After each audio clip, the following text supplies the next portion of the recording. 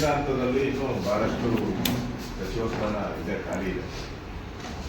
ಮತ್ತು ರಾಜ್ಯದಲ್ಲೂ ಕೂಡ ವಿರೋಧ ಪಕ್ಷದ ವಿಧಾನ ಪರಿಷತ್ತಲ್ಲೂ ಕೂಡ ವಿರೋಧ ಪಕ್ಷದ ನಾಯಕನ ಸ್ಥಾನ ಕೂಡ ಖಾಲಿ ಇದೆ. ಎಲ್ಲವನ್ನ ಗಮನದಲ್ಲಿ ಕೇಂದ್ರದ ನಾಯಕರು ಕರ್ನಾಟಕಕ್ಕೆ ಒಂದು ಬಂಪರ್ ಬಹುಮಾನವನ್ನು ಕೊಟ್ಟಿದ್ದಾರೆ. 5 ಜನ ಕೊಟ್ಟಿದ್ದಾರೆ. ಕಳೆದ ಬಾರಿನೂ ಸಹ ಕ್ಯಾಬಿನೆಟ್ ಅಲ್ಲಿ ನಾರಾಯಣ ಸ್ವಾಮಿ ಅವರು ನಮ್ಮ ಅನೇಕ ಚಿತ್ರದುರ್ಗದಲ್ಲಿ ಅವರು ಕೂಡ ಮಂತ್ರಿಯಾಗಿದ್ದರು.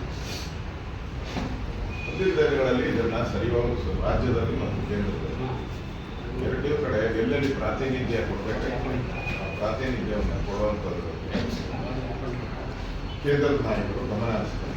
ಒಟ್ಟಾರೆ ದೇಶದ ದೃಷ್ಟಿಯನ್ನು ತೆಗೆದುಕೊಂಡಾಗ ಎಸ್ಸಿಗಳಿರ್ಬೋದು, ಬ್ಯಾಕ್ವರ್ಡ್ ಇರ್ಬೋದು, ಎಲ್ಲ ಜನಾಂಗವನ್ನ ನಮ್ಮ ಈ ಕ್ಯಾಬಿನೆಟ್ನಲ್ಲಿ ಸೇರಿಸಿದ್ದಾರೆ.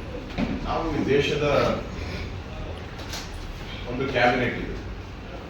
ಸರ್, ಪ್ರತಿ ರಾಜ್ಯದಲ್ಲೂ ಎಲ್ಲ ಜಾತಿ ಸಮುದಾಯಗಳನ್ನು ನೋಡಕ್ಕೆ ಸಾಧ್ಯ ಇದ್ರು ದೇಶದ ಮಟ್ಟದಲ್ಲಿ ಎಲ್ಲನೂ ಕೂಡ ಎಲ್ಲ ಸಮುದಾಯ ಎಲ್ಲ ಜಾತಿಗಳನ್ನ ತೆಗೆದುಕೊಂಡು ಹೋಗುವ ಕೆಲಸವನ್ನು ನರೇಂದ್ರ ಮೋದಿಯವರು ಮಾಡಿದ್ದಾರೆ. ಸ್ವತಃ ನರೇಂದ್ರ ಮೋದಿಯವರೇ ಹಿಂದುಳಿದ ವರ್ಗದ ನಾಯಕರಾಗಿದ್ದಾರೆ.